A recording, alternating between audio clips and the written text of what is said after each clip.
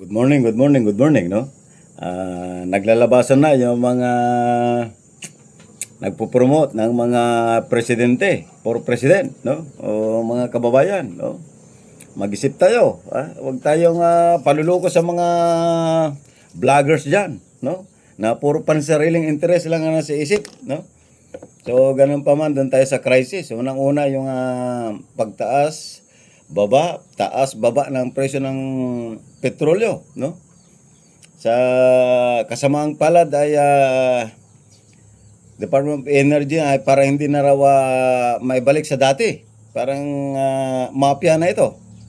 Kasi kung natatandaan nyo yung pandemic, yung karne ng baboy ay imbes na 280, nagiging 150. Ganun ang mangyayari nito ngayon. So, ganun pa man ay tayo magmamasid, no?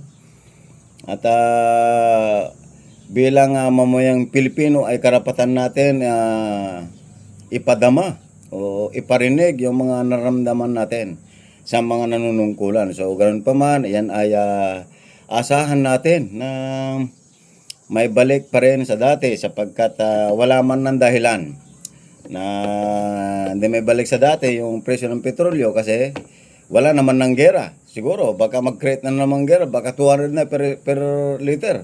So, ganun pa man, yun lang aking comment. Magandang umaga sa inyo.